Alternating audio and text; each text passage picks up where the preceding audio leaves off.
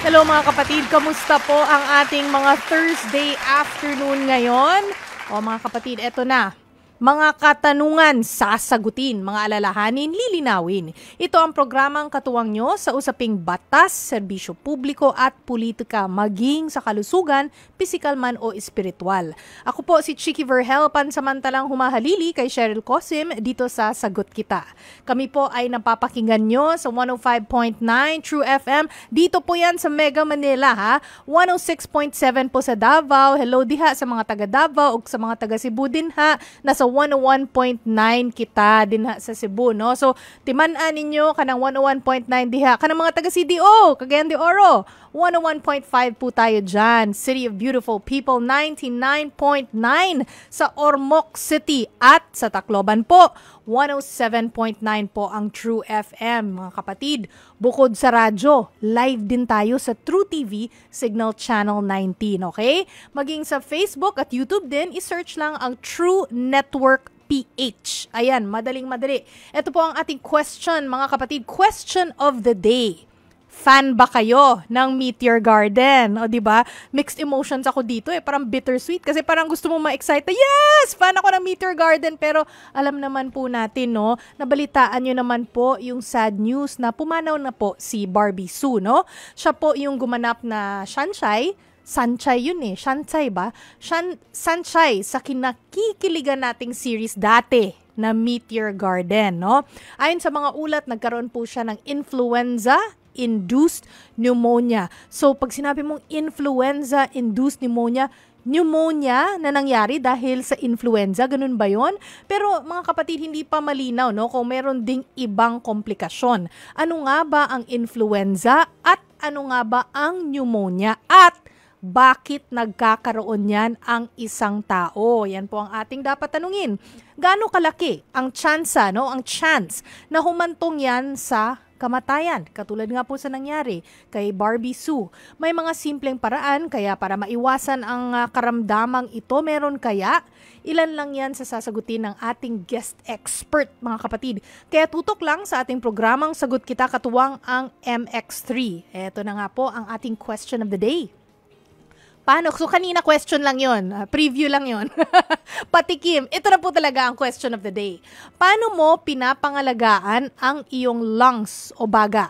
No, pinapangalagaan nyo ba? Lalo na yung mga asthmatic. Pero alam ko ngayon kahit hindi asthmatic pag lumabas ka lang kasi parang naa-asthma ka na sa sa pollution di ba? Yan po kasi mga kapatid, no, ang napupuruhan sa sakit na influenza at pneumonia, yung mga baga po natin o yung lungs, no? Kung may gusto po kayong i-share, comment lang po sa ating live stream. Baka isa ka na sa 5 makakatanggap ng MX3 gift packs. Yes! Ang MX3 capsule ay tested and proven it helps avoid pain, discomfort with proper diet and healthy lifestyle. O sige, ready na ba tayo? Andyan nakikita po ninyo sa mga monitor nyo ang MX3. Alam mo, matagal ko nang gustong tikman yan. Pero mga kapatid, sa ngayon, simulan na natin ang ating talakayan. Live po dito sa studio ang ating kapatid na si Dr. Dex Macalintal. Siya po ay isang physician at lifestyle medicine specialist. Hindi basta-basta ang doctor to. Doc Dex. Good afternoon, Doc Dex. Good afternoon, Miss Chicky. Kamusta po? Okay naman. Hindi naman masyado malala ang traffic kanina. Kayo ba ay na-traffic? Hindi naman. Actually, galing ako sa isang hospital dito malapit sa Santa Mesa. Hindi naman masyadong malala yung traffic. Wala pa. Hindi pa rush hour. Hindi pa. Mamaya pa yung mga bandang alas 6 pa. Although sinasabi nila wala na daw sinasanto yung traffic. I guess if you're coming from north to south, south to north. Pero kung nasa isang area ka lang, katulad nyo po ay, medyo malapit lang din naman dito. May lusutan kasi. Meron diba? Naman. Manila to Mandaluyong. Mga kapatid, eto na. Simulan na natin dahil 4:10 na po, no? Doc Dex, unang-una sa lahat po, no? Ano muna itong influenza? Ito ba ang tinatawag nating flu? Shortcut ba? Long cut ba ito ng parang flu? Ganon. Parang yung pangalan na influenza, yun yung full name. Pero yung flu, yun yung nickname niya. So yes, tama po kayo. Ang influenza po, yan din po yung flu. Dito, ito po ay isang respiratory infection. So mga kapatid, kapag sinabi nating respiratory infection, ang tatama dyan is yung respiratory tract ninyo. Kaya expect nyo na, pwede po kayo makaranas ng problema sa ilong, problema sa throat, problema sa lungs, at yan yung magiging inyong mga sintomas dyan. So dyan papasok yung parang sinisipon-sipon, inuubo-ubo, no? Minsan may kasama pang fever kasi nga viral infection. So yung influenza, it's a viral infection. No? Okay. So yun. Doc, sinabi niyo pong respiratory yung system, no? Yes. So yan na po ba yung pag sinabi pong respiratory system, yan po ba yung minention nyo? Ilong dito sa papunta sa oropharynx ninyo, sa nasopharynx ninyo, pababa papunta sa lungs, no? At yan yung magbibigay sa inyo ng problema na parang nahihirapan minsan huminga, minsan nagkakaroon din kayo ng pag-uubo, pagsisipon. So yan yung mga sintomas. And then since it's a viral infection, po pwedeng makaranas sila ng paglalagnat at saka mga body pains. So pag sinasabi, pababa sa lungs, so ilong, tapos pag sinabing nasopharynx ay lalamunan sa likod ng ilong. Sa likod ng ilong, tapos pababa dito sa lalamunan, papunta sa lungs. Okay, mga kapatid, malinaw po yan. So yan po yung respiratory system na pwedeng maapektuhan itong influenza o ang nickname nga niya, ang shortcut ay flu. So Doc, bakit po sinasabing induced? Pag sinabi kasing induce, parang ito yung parang nag-push, no? Diba? Oo. Humahantong ba talaga yan sa malalang klase ng pneumonia? Maaari, no? Ang pneumonia kasi maraming ibang klase. Pwedeng viral pneumonia, pwede rin siya na yung bacterial pneumonia natin. Anong mas common po? Common pare-pareho eh. Halos pare-pareho naman sila na common. Pero yung mga tao na nagkakaroon ng influenza or ng flu, kapag bagsak ang immune system, pwede sila talagang magkaroon ng influenza-induced pneumonia. So, dito, kadalasan, nakaka-get through naman yung mga pasyente, pero kapag nga bumabagsak po ang ating mga immune system, meron tayong mga iba pang mga sakit na hindi na nagko-compensate or hindi stable masyado, dyan na pumapasok itong mga komplikasyon na ayaw talaga nating matanggap. No, minsan, nagkakaroon pa nga ng sinasabi na superimposed bacterial infection. Ito nangyari kay Miss Barbie, hindi natin sure eh. Kasi kulang pa nga yung mga reports. Walang dokumento legal na makikita natin kung ano mismo yung pinagdaanan, no? Walang medical records sa sinasabi at hindi naman din nagbibigay ng statement pa yung kanilang mga medical facilities na pinuntahan, no? Ayon sa mga nakikita natin, puro hearsays pa eh. Yes. So hindi pa tayo pwedeng magbigay ng totally na diagnosis o analysis. Yeah. So kung titingnan natin lamang yung mga reports, maaari nga na nagkaroon ng ganoon na siguro bumagsak ng immune system niya dahil nga nagkaroon ng outbreak ng flu, tandaan natin, or influenza outbreak sa Japan kung saan naroon siya noon. Pero ang mga kapatid, no, since nasabi nga ni Doc Dex na sa ngayon ay hindi natin alam talaga kasi kulang sa reports. Yes. Pero let's just say, let's take it at face value. Yes. Influenza-induced pneumonia. So nagkaroon ng pneumonia dahil dun sa flu niya. No? Yes, so nagka-complication yung flu.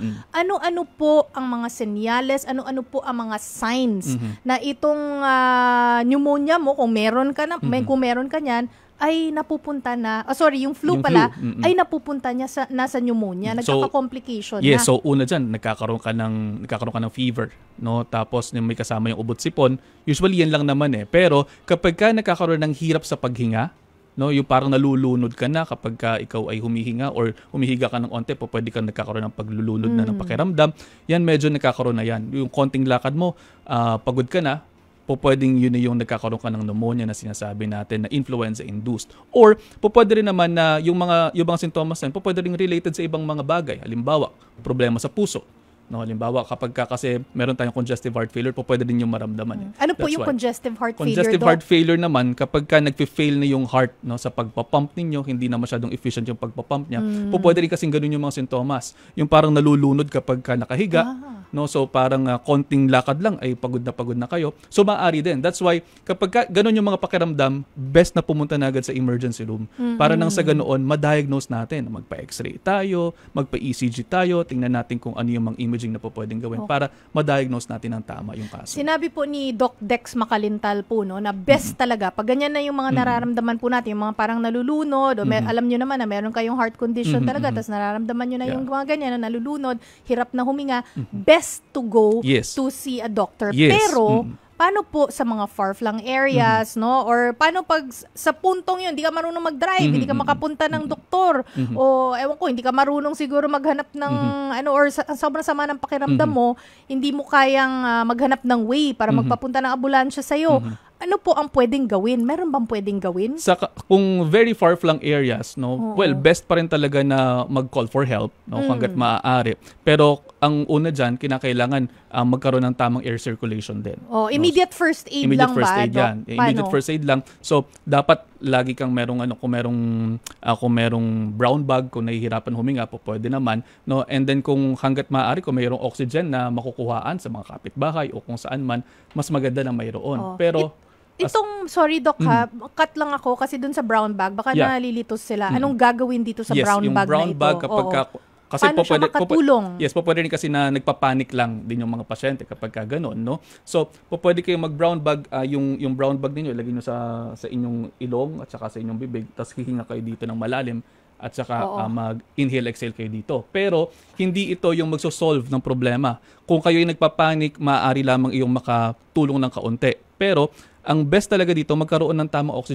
oxygenation eh. No? So, kung nalulunod na yung pakiramdam, kinakailangan talaga natin madala sa pinakamalapit na facility. Yun talaga yung best. Pero anyway, kung hindi talaga pwede, yung brown bag po, so takpan yung ilong tsaka yung bibig. Kung nagpapanik kayo sa mga nararamdaman yung ganyan. Pero wala talagang ibang kinakailangan gawin kung hindi ang madala agad ang pasyente sa pinakamalapit na medical facility kapag ganung hirap na hirap huminga. Kasi kinakailangan natin mag-supply ng oxygen kapag ganun.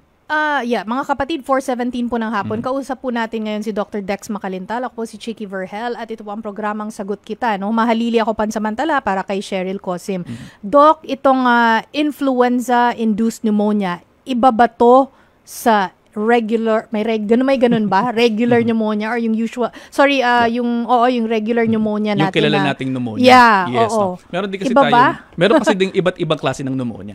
Okay, no? So, okay. Yung influenza-induced pneumonia, pwede siya pumasok doon sa viral pneumonia. So, virus yung pinanggalingan. Okay? Now, sa pneumonia, meron ding mga bacterial pneumonia. So, yung mga bacterial pneumonia, dyan papasok yung mga streptococcus pneumoniae na mga nagko-causative agent dyan. No? Meron ding iba pa na mga atypical pneumonia na mga sinasabi na akala mo normal lang yung pasyente, naglalakad ganyan, pero pagka tiningnan mo yung x-ray, pangit na pala. So pag sinabing atypical, ibig sabihin parang walang sintomas? Wala masyadong sintomas. Hindi mo walking pneumonia kung tutuusin natin. Okay. Pero kung titingnan natin, iba naman din yung presentation. So kaya magkakaiba sila. So best na magpa-check up kapag may nararamdaman. So ang pinaka-pagkakaiba nila is yung strain na tumatama sa tao.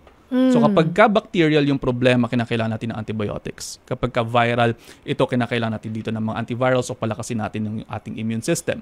Now, kapag viral, pwede rin magkaroon ng superimposed bacterial infection. Ibig sabihin, pagka bumagsak ang immune system, pwedeng madagdagan ng bacterial infection yung inyong pneumonia at pwede rin siyang mauwi na on top ng bacterial pneumonia. So ano po ang mas malala? Meron bang mas malala? Mas malala ba yung viral or kasi kanina sabi mo tinanong kita kung ano mas common. Sabi mo parehas lang. Oo. So yung viral is nakukuha natin sa hangin, no? Yung bacterial, ganun yung mga din. Makukuha mo rin. Hangin. Makukuha mo rin sa hangin, droplets na kapag nakabahin sa iyo yung mga tao or may na-expose ka tao na may ganoon. Oo. Pero ano yung mas malala yung effect? O same lang din ba? Viral or bacterial pneumonia? Okay. So, depende sa risk factors ng tao. So, pag tinignan natin yung viral at saka bacterial pneumonia, kapag may risk factors yung tao, pwedeng pareho lamang silang maging pangit yung effect. Halimbawa, sa bacterial pneumonia or sa community-acquired pneumonia, kapag ang isang tao ay decompensated ang mga sakit, diabetes, hypertension, sakit sa puso, sakit sa liver, sakit sa bato, problema sa nervous system, maaari na maging high risk yung pasyente. So kapag nasa high risk na kayo, pataas din ng antibiotic na ibinibigay. So, ganun siya. Oo. Doc, itong influenza-induced pneumonia, no? Paano po ba ito na-diagnose? Kasi sabi niyo po ay pupunta ng doktor, di ba? Ano po ang aasahan nilang gagawin sa kanila o kailangan gawin sa kanila? Asahan nila na magpapa-x-ray. X-ray. Pa-x-ray, papatest ng blood. No? And then kung kinakailangan ng other ancillary procedures, gagawin yun. Halimbawa, yung iba pang mga test sa dugo, baka isabay na rin nila. Kung merong iba pang mga comorbidities yung pasyente. Mm-mm. Tapos Doc, yung treatments po na ng pneumonia caused by the flu. Ang sinabi niyo po kanina no ay antibiotic kung bacterial nga or antiviral kung virus induced or caused by a virus, no. Merong mga iba Doc na yung flu nila no o pneumonia sinasabi na sinasabi na viral lang naman pero nag-a-antibiotic sila. Is this advisable? Well, okay lang ba ito? Well, this is not advisable. Kasi kung viral yung problema mo, nagse-self-medicate po kasi sila Yes, nagse-self-medicate. So mga kapatid, wag kayong mag-self-medicate kapag kaganyan. Kasi kung viral ang ating problema, ang kinakailangan lang natin dyan, palakasin natin immune system. By way of inom ng maraming tubig, kain ng mas maraming vitamin-rich foods, no, umiwas sa mga processed foods, umiwas sa mga mauusok. Ganyan. So hugas ng kamay parati. Yun lang naman talaga yung kinakailangan natin. And then yung inyong mga antibiotics po kasi hindi naman siya mag-act towards the viral etiology. So walang kakapitan. So ang nangyayari, pwede po kayong magkaroon ng tinatawag natin na antibiotic resistance. In the near future, kapag ka po halimbawa, itong gamot na ito, halimbawa ito pong gamot na ito ay panlaban siya sa sakit na ito, no? So kapag kayo po ay nagkaroon ng sakit na ito, parang kilala na niya yung antibiotic. Hindi na siya magfo-function ng maayos. So, parang na siya, manhid na siya. Yes, parang sanay na ako dyan. Wala lang, sasabihin ng germs o ng bacteria sa'yo, sanay na ako dyan, hindi na ako takot sa'yo. Nag-develop na siya ng immunity doon. Yan, laban dun sa gamot. Pero to say the right term, that's resistance. No? So nag-develop siya ng resistance doon sa antibiotic na yon. So kaya kapag kayo po ay magbibigay ng antibiotic sa viral etiology, walang mangyayari. So kung sasabihin nyo, hindi, gumaling ako eh. Usually kasi sinasabi, yung mga nagsiself-medicate, Doc, sinasabi kasi nila, naku, mag-antibiotics na ako kasi grabe na yung pakiramdam ko. Tapos, gumagaling naman daw sila. Kasi, eventually, the virus or the viral load will decrease. At yung pakiramdam na yon na gumagaling sila, ay kasi, bumaba na yung viral decrease. Bumaba na yung viral load nila. Kasi ito yung natural process. This talagang, is the natural, the temporal history or mangyayari. Ito yung mangyayari sa natural course of the disease. So pag nagkasakit ka, viral na sakit, di dadami yung viral load mo o yung virus sa'yo, tapos talagang natural lang na mababawasan siya habang pagaling ka. Yes. At saka siya ay mangyayari dyan. Yung katawan ninyo, magde-develop din ng tamang resistensya para doon. So halimbawa, kayo po ay nagkaroon ng sakit, ang mangyayari po ay yung inyong katawan magma-mount siya ng immune response. So sa pagka-mount ng immune response, matatalo niya yung virus na yon. No? Pero yun ay mangyayari lamang kung wala kayong weak na immune system o kung meron kayong malakas na immune system. Ayun, balikan ko yun, Doc. Kasi sabi mo kanina, kailangan palakasin yung immune system by way of drinking a lot of water, no? Damihan ang pag-inom ng tubig, sapat. Sinasabi nila 8 glasses a day, but it depends, no? Yes, sa depends. katawan mo, yes, no? Minsan umabot ng 12, ng 13 glasses. Yes, pero damihan mo. Hindi naman hanggat sa masuka ka, di ba? Alam mo naman kung ganun, di ba, mga kapatid? So, damihan ang pag-inom ng tubig, tapos yung sinasabi mo, vitamin-enriched foods. Ano po itong mga vitamin-enriched foods? Yung mga vitamin-enriched foods natin dyan na yan, papasok dyan yung mga gulay, mga prutas, whole grains natin, mga lean protein natin kasi kinakailangan pa rin ng protina to mount your immune response, and then your vitamin-rich na mga antioxidants makakatulong din po yan. Na-distract ako kay Lord de Vera talaga. Mga kapatid, kung kayo po ay nagtataka, kaka-tune in nyo lang. Kasama po natin ngayon si Dr. Dex Macalintal. Ito po ang programang Sagot Kita at ako po si Chicky Verhel, pansamantalang humalili para kay Cheryl Cosim. Doc, itong sinabi mong antiviral medication, kapag viral-induced yung pneumonia, how effective is it? It is effective, no? So nakakatulong talaga siya para kasi nga antiviral. So nakakatulong siya para mapababa yung viral load ng katawan natin. Oo. At actually ito naman binibigay lamang talaga sa mga medyo weak ng immune system nila. Pero kapag sa mga na-admit namin kapag talagang viral lang, so supportive medications lang naman talaga binibigay natin diyan. Kung nilalagnat, bibigyan natin ng mga antipyretics. Kung may masakit, bibigyan natin ng mga anti-inflammatory or analgesics. Kailangan talaga magpatingin sa doktor, Yes. mga kapatid. Mahirap talaga yung self-medication, no? Ano po ang mga potential na complications? Kasi kanina na-touch nyo na po to eh. Yeah. Kapag nagkaroon ka ng influenza-induced pneumonia, mga pwedeng madulot na mas seryosong mga disease? Well, Potential wala naman complications. siyang other diseases Okay. na pwedeng idulot na, halimbawa, kung pneumonia ka, ito yung mangyayari sa sakit. Oh. Hindi naman agad-agad na gano'n. O mga komplikasyon. More of complications, more of sa lungs pa rin. So, pwedeng yun nga, magkaroon ng konting tubig yung baga, pwedeng humina yung baga ninyo, and consequently, pwede rin maapektuhan yung puso.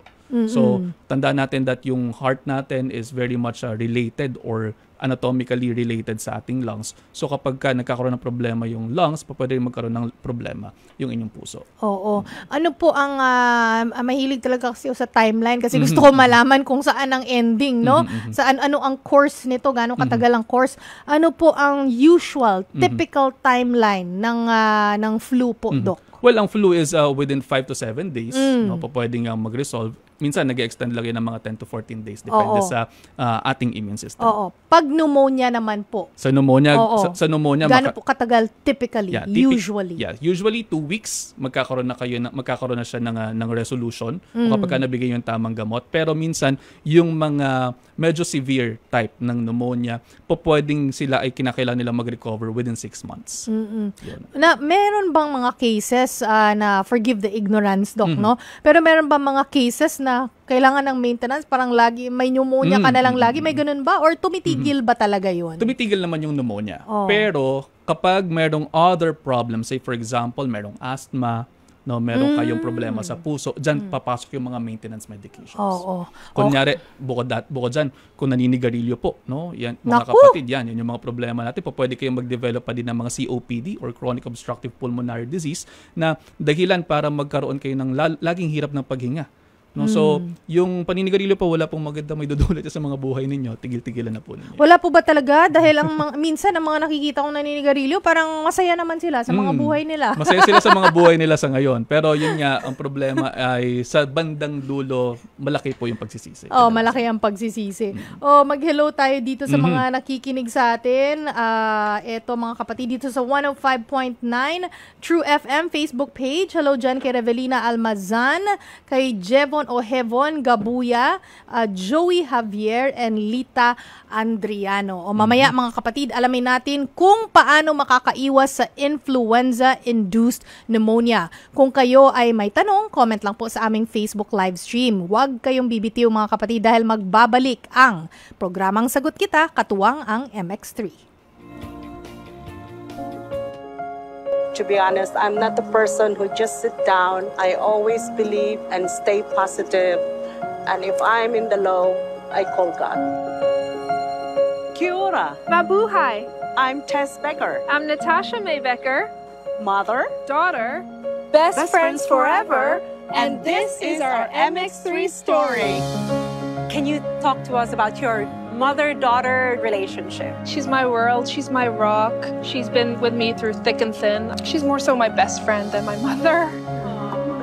How has MX3 helped you in your, personal endeavors? Giving me really enough good energy, and it helps my day-to-day life. And I'm pleased to have it, and I'm very thankful for my friend for giving me the MX3. The same with me. I feel like MX3 has really helped me find clarity and stop me from getting overwhelmed.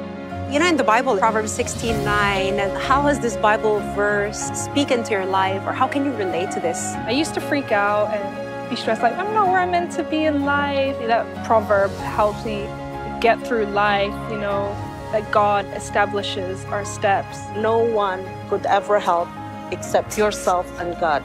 That's nice. Thank you. MX3 the global supplement. for the global Pinoy.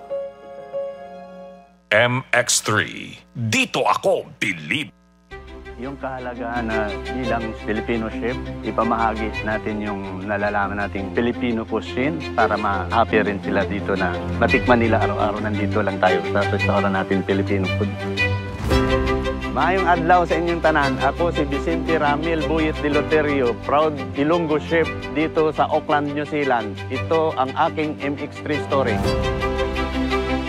Chef, alam namin busy ka sa trabaho. Halos araw-araw pumapasok ka, nasa kusina ka. Parang dinadala po ninyo ulit yung mga Pilipino pag namimiss nila yung mga pagkain natin. Pero paano ho kayo natutulungan ng MX3 pagdating po sa trabaho niyo? Malaking tulong yung MX3 sa akin sa klima dito kasi mainit na ulan, mahangin, mainit sa loob ng kusina. Pagdating sa labas, malamig.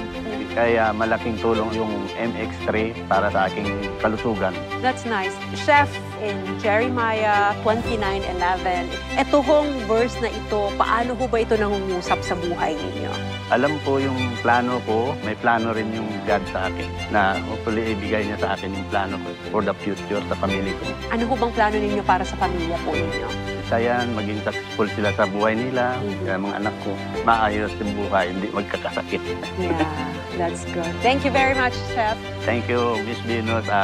Mag-glance na tayo. MX3 ang global supplement para sa global Pinoy.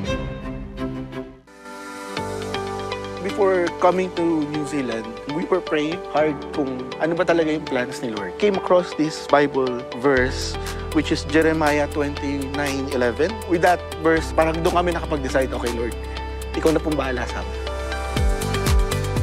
Kia ora! I am Daryl Kakbay, 44-year-old quantity surveyor from Auckland, New Zealand. And this is my MX3 story.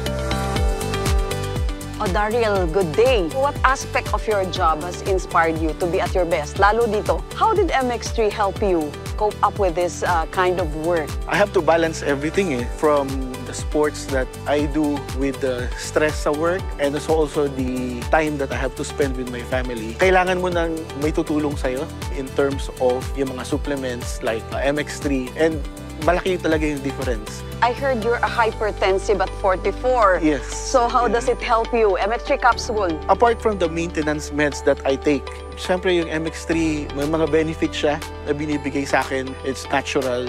Actually, here in New Zealand, yung food nyo is very healthy. Yes. And I think it helps a lot. And yung lifestyle mo din, that you're into sports. Yes. Maganda talaga yung Effects sa'yo. sa akin. Good. Yeah. Thank you so much, Thank you din Daryl. po. Thank you din po for having me. Thank Yeah. MX3, ang global supplement para sa global Pinoy. MX3.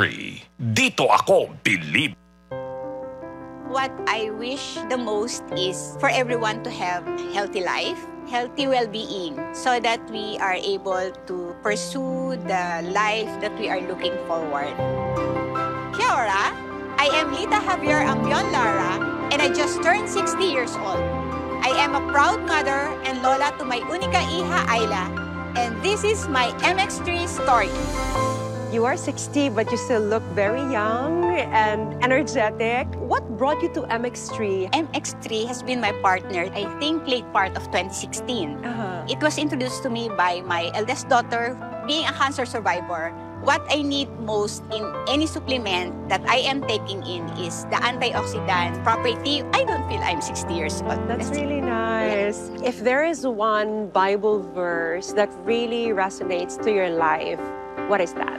Luke 24:31. Christ walks with us, even in sorrow and confusion. Sorry. It's okay. I have had a lot in my life already. And yes, He truly guided me. And look where we are right now. He is always beside us. Nakry ako, sabi ko. It's okay. Thank you so much, Ate Lita, for your story, and thank you for sharing your life with us. God bless you po. Thank you also, Venus.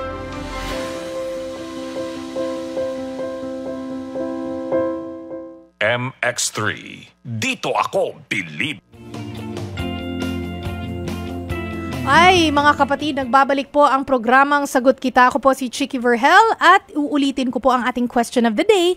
Paano mo pinapangalagaan ang iyong lungs o baga? No? Kasama pa rin natin si Dr. Dex Macalintal, isang lifestyle medicine specialist. Actually, tinitingnan ko dito kanina, Doc, yung mga tanong sa social media. Marami din po silang tanong. Pero mauna na po ako. Itong flu vaccine po, Doc, nakakatulong po ba ito sa influenza-induced pneumonia? Yes, nakakatulong ang influenza vaccine laban sa influenza. No? Kasi yun nga yung tinatarget niya. No? So kung mapapansin po natin, kailan to dapat sinashot, ito po yearly. No? So kaiba siya sa pneumococcal vaccine na usually every 5 years yan, ganyan. Pero ito kasing influenza vaccine, ito po every year to binibigay sa inyo sapagkat every year nagbabago po yung mga strains ng mga viruses na nagdudulot po ng inyong influenza or ng inyong flu. So every year kailangan meron kayong shot niyan. Alam ko, Doc, na pag-usapan na po natin to kanina, no? Pero meron pong nagtanong kung sino-sino ba ang at risk at na yung magkaroon po, no, ng influenza-induced pneumonia. Ulitin lang po natin. And baka po kasi mabilis nyo lang po na-touch yun. Baka you wanna expound on that po. Opo, yung pong mga maaaring magkaroon nito, no, yung mga mahihina yung immune system. So yung mga usually mga elderly, no, o kaya mga batang-bata. So yun yung medyo bipolar yung inyong yung inyong age group, no? So batang-bata at matandang-matanda at merong mga tinatawag na comorbidities o mga sakit na kasabay ng pagkakaroon po ninyo ng influenza. So dyan po papasok ang inyong mga diabetes na uncontrolled. Ibig sabihin, diabetiko ka pero maaaring hindi ka nag-maintain ng gamot or hindi ka nagpo-follow up kaya hindi na maintain ng maayos ang iyong gamot o hindi nagiging maayos ang iyong asukal. So halimbawa, kayo po ay diabetiko nga tapos nagpa-check up kayo once, hindi na kayo bumalik, yun pala mataas na palang asukal ninyo. So yun, pwedeng nagkakaroon ng komplikasyon hindi lamang po sa diabetes kundi pati sa inyong mga atay, sa inyong mga kidneys.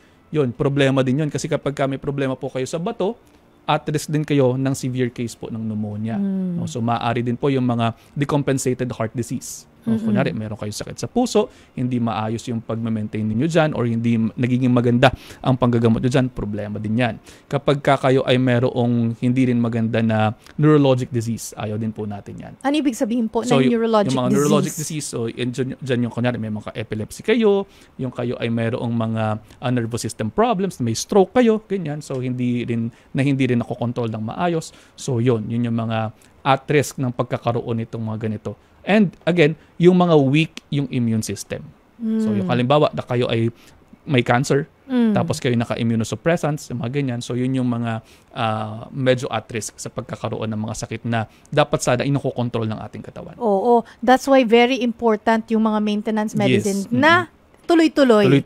Hindi tayo nagbe-break dapat siya. Kasi pag sinabing ang maintenance, i-maintain mo. Tuloy-tuloy ang inyong pag-take ng mga maintenance medicines na yan. At kailangan po bang striktong-strikto sa oras? Sa oras, hindi naman. No? Hindi naman.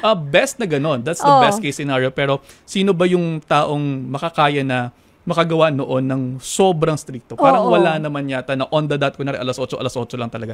Hindi, minsan naging 8:01, 8:30. So, pero pwede pong 1 hour off, 2 hours off, okay lang po yan. Okay naman, as long as you're taking it and religiously every day, nadoon, walang problema. At pag sinabing 3 times a day, pwede namang 3 times a day. Pwede namang like 1-2 hours off, basta 3 times a day. Yes, basta 3 times a day and then every 6 to 8 hours. Bakit po? Baka po mayroong mga piloso po, baka sabihin nila, bakit hindi na yung 3, take ko na lang isang upuan. Kasi kasi po, yan po mga gamot, yan po ay binibigay namin sa inyo base po sa mga pag-aaral. Halimbawa, sa pag-aaral na to, nakita na ito lamang yung kayang i-absorb ng katawan mo ng okay yung epekto ng gamot. So, meron tayong toxic dose, meron tayong therapeutic dose, and meron ding actually na lethal dose o yung nakakamatay na dose. Ayaw naman natin na maging toxic yung dose para sa inyo. Gusto natin nasa therapeutic level lamang tayo. Kasi kung itatake nyo ng sobra yan, no, baka mapunta kayo doon sa toxic dose. Tapos tamaan yung mga bato, tamaan yung mga atay or other organs, problema yon. And then, yan po kasi kaya minsan, halimbawa, yung mga antibiotics ninyo or yung mga iba pang mga gamot ninyo, meron tinatawag na half-life.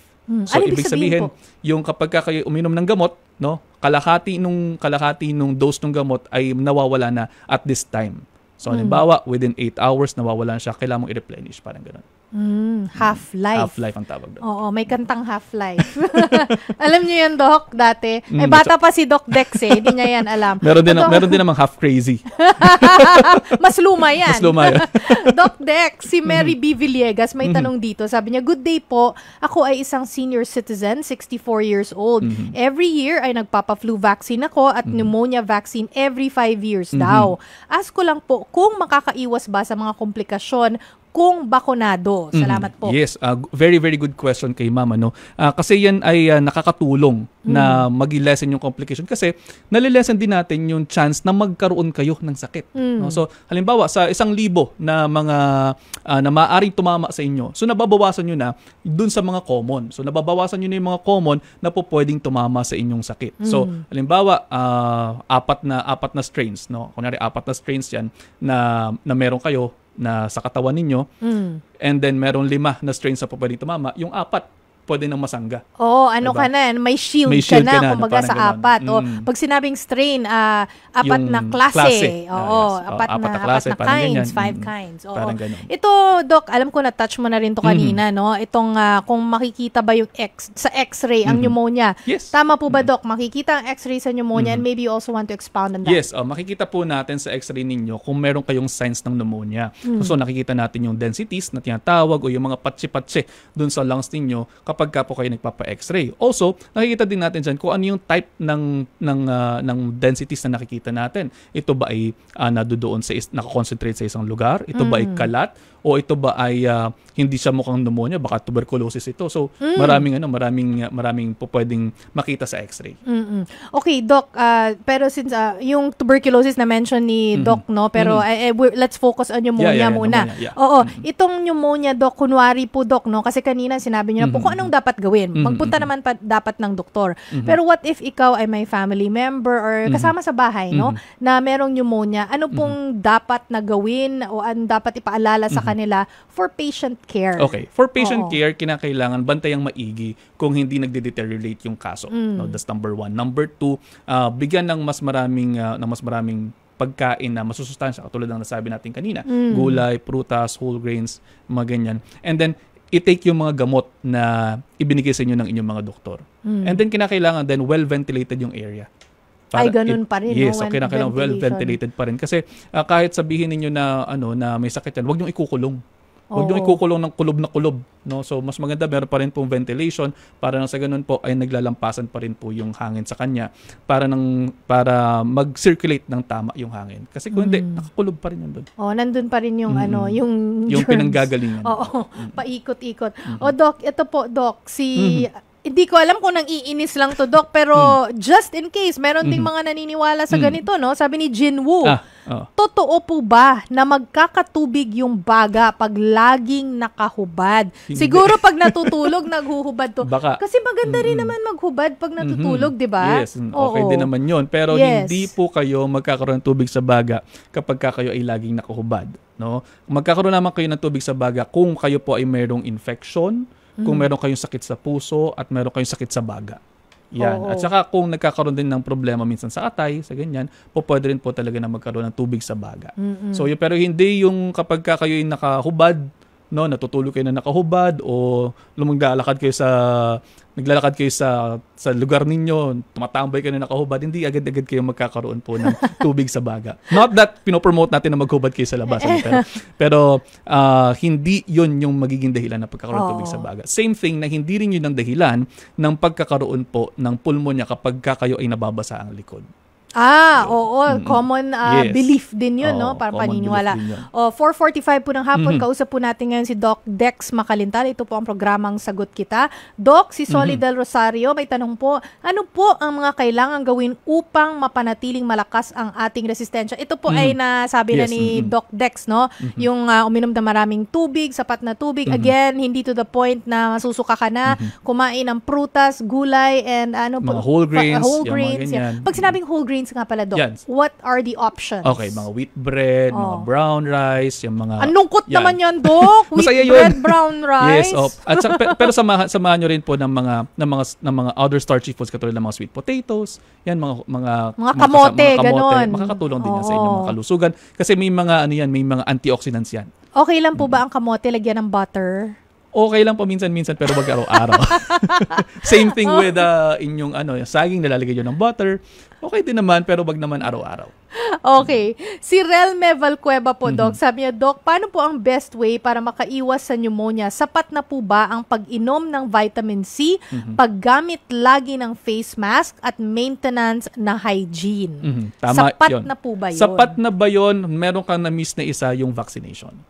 Ay, bakuna. Yung bakuna. Oo. Yan yung malaki ang maitutulong at maiaambag para ma-prevent ang pagkakaroon ng pneumonia.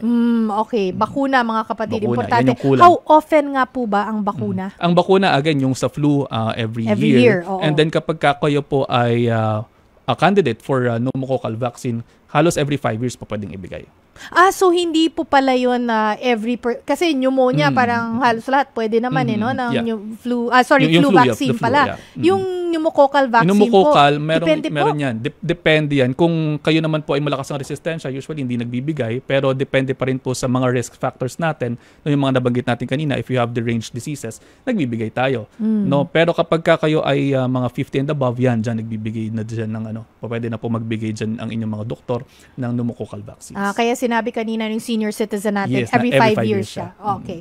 Si Relme, tapos na para si Relme. Si Rosalina Dalangin, mukhang nagkukonsulta siya, Doc, sa'yo. Okay lang po ba, Doc? Sige lang.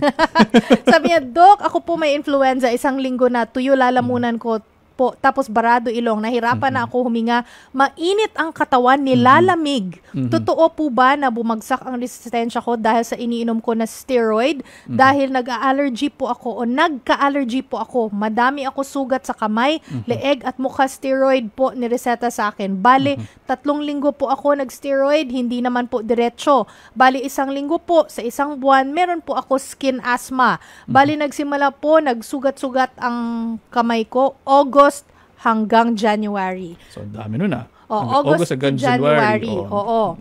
Tapos sabi niya, steroid daw yung binigay sa kanya ng doktor.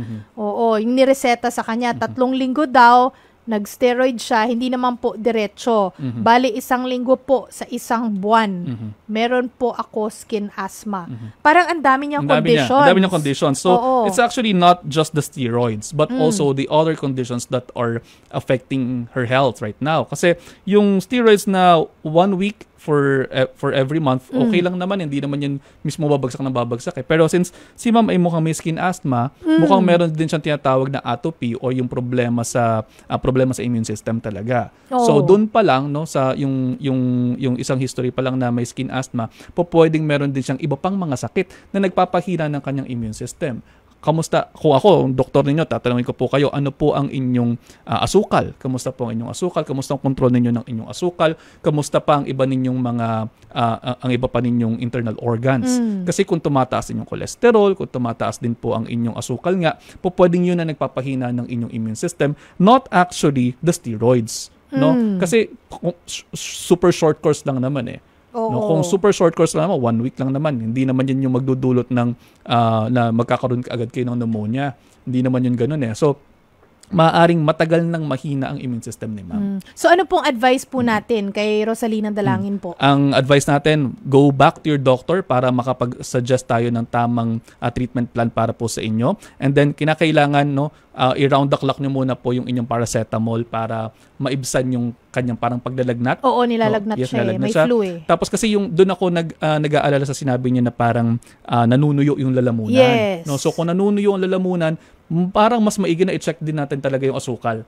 Kasi isa sa mga sintomas ng diabetes yan, yung parang akala mo nanunuyo lang ang lalamunan, pero yun pala naman ay increased thirst na talaga or polydipsia kung tawagan, o yung gusto mo laging uminom, which is a symptom of diabetes. And we want to investigate on that. Kasi if you have diabetes, maaari itong magkaroon ng multiple organ involvement at ito yung magdudulot sa'yo ng iba pang mga problema. Naku. So, kaya ang tip natin sa kanya, inom ng maraming tubig, no, to flush out din. At saka kasi kapag uminom din kayo kasi ng maraming tubig, bumababa din ng kaunti ang inyong blood sugar. So nakakatulong din 'yon para ma-flush down din yung mga toxins na nabubuo sa katawan, and kinakailangan din yung tubig na marami para dun sa inyong pakiramdam na parang init na init. Grabe and then pala. pwede rin siyang mag-tipid sponge bath, no? So yung mga yung maligamgam na tubig, no, maglalagay diyan ng tuwalya, tapos yun yung ipuna sa leeg, sa kilikili, yan mga ganyan. Singit. Sa singit, no? yan mga ganyan para bumaba po ang inyong paglalandan. Pero grabe, water is life pala Yes, talaga, water no? is life Grabe. talaga. O mga kapatid, 4:51 po ng hapon, pwede pang humabol sa ating live Facebook live stream, no, para sa inyong mga komento, para sa chance na manalo ng ating MX3 gift pack. Ang MX3 capsule ay tested and proven. It helps avoid pain, discomfort with proper diet and healthy lifestyle. Ayan po mga kapatid, magbabalik po ang Sagot Kita. Alam nyo, minsan we are in the locked doors, no? What is the locked doors in your life? Yun, gusto namin magka-baby. But Jesus came through that locked doors and He cast away all your fears. In due time, I will give it to you. Siora! Ako po si Patrick Joseph Piliaso. At ako naman po si Emily Piliaso, nagmamahalan at nagsusumikap dito sa New Zealand. At ito ang aming kwentong MX3. Sa life journey nyo dito sa New Zealand, meron ba kayong greatest fear? And what is your greatest hope naman? Yung greatest fear po namin is yung magkasakit kasi po kami lang po dalawa dito. Tapos greatest hope is yun po yung magkaroon ng sariling bahay tsaka baby. So alam mo, while talking about the baby, no, alam ko yung life verse nyo is in Psalm 37:7. It will come in God's will.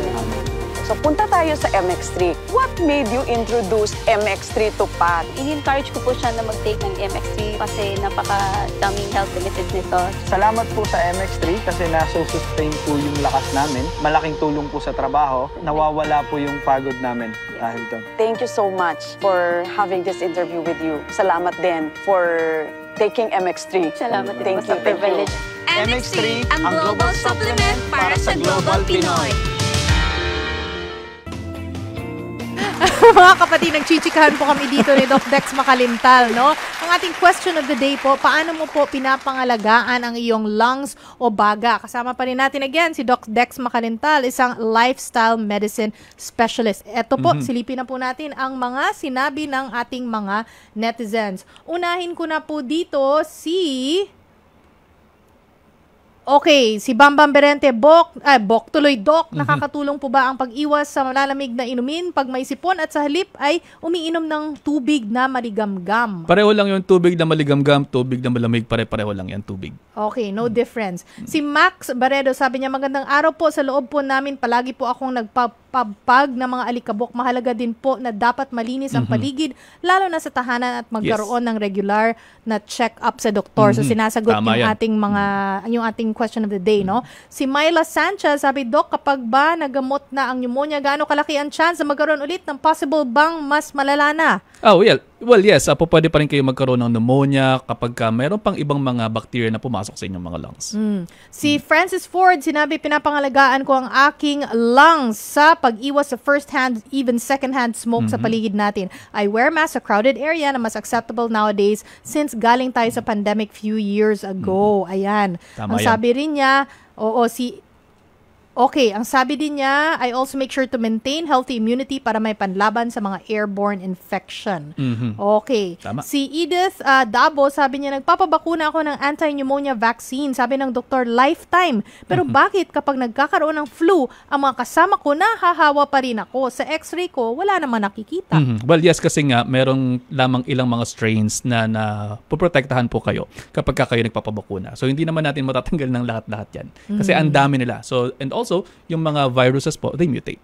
Ayan. Okay, mga kapatid, gusto nating abusuhin si Doc Dex Makalintal. Kaso po, 4:59 na po ng hapon. Kaya magpapasalamat na po tayo kay Doc Dex Makalintal. Siya po ay isang lifestyle medicine specialist. Thank you, Doc. No problem. Anytime po, mga kapatid. And have a good rest of the day, no? Pero Doc, promote mo muna yung clinic mo. Oh yeah. So, pwede niyo po akong bisitahin sa Makalintal Clinic. It's located in Lipa City, Batangas. At pero kung kinakailangan niyo ng konsulta, mag-comment lang kayo doon sa aking page, no, sa Dr. Dex Makalintal para matulungan namin kayo o ma-route namin kayo sa tamang tatawagan ninyo o bibisitahin ninyong klinika.